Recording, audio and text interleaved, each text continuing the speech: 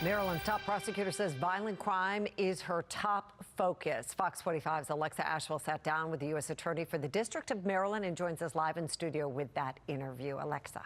Mary, it's been 1 year since Kelly Hayes took the helm at the U.S. Attorney's Office for the District of Maryland, initially serving in an interim capacity before officially being appointed about 8 months ago. A recent joint operation that resulted in more than 200 arrests, highlighting her top priorities.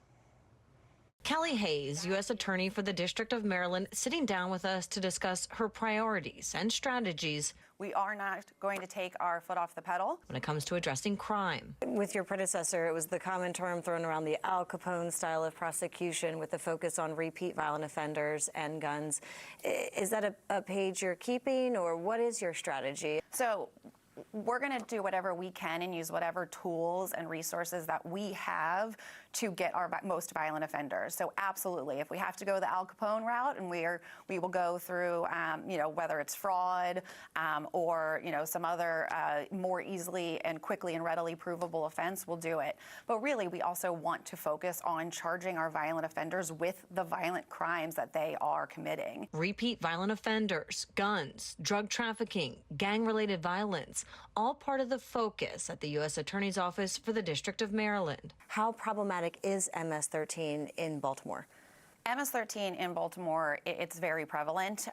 It's not just in Baltimore City, it's all through the district. MS-13 is a huge priority of my office. We have multiple current multi-defendant indictments, RICO typically involving murders, attempted murders, drug trafficking. So would you say it's becoming more prevalent? And if so, what is your office doing to try and mitigate that, to stop that? It comes a bit in waves where we'll charge a number of the clique leaders and the MS-13 members, and then we kind of wipe out those cliques, and then it takes several years to rebuild, and then we're going to wipe them out again, and we're in the wiping out process. Wiping out drug trafficking organizations, also a top priority. A recent federal state operation addressing that issue, as well as repeat violent offenders and the proliferation of illegal guns. Full force of our federal and state resources to really flood Baltimore City and tackle our continuing violent crime and drug trafficking organizations. Hayes sitting down alongside Baltimore City State's Attorney Ivan Bates to discuss the importance of such a collaboration. How pertinent do you believe it is to have these federal and state partnerships in order to reduce crime, specifically in Baltimore City? It's imperative. We all have different tools. We all have resources. Hayes specifically speaking to the stiffer penalties and harsher mandatory sentences that often come with federal charges. For example, in one of the indictments that we announced, one of the lead defendants is facing a 15-year mandatory. It's 10 years based on a mandatory minimum quantity of drugs, and an additional 5 years for the possession of a firearm in connection with that drug trafficking. That is 15 years without discretion if he is convicted. These cases, Hayes says, will keep violent offenders off the streets for as long as possible.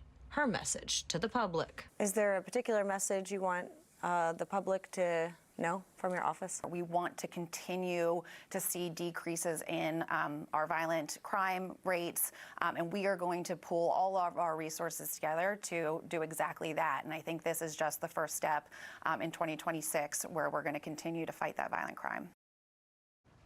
Hayes and Bates said the public should expect more operations like the one conducted back in January. Alexa Ashwell, Fox 45 News.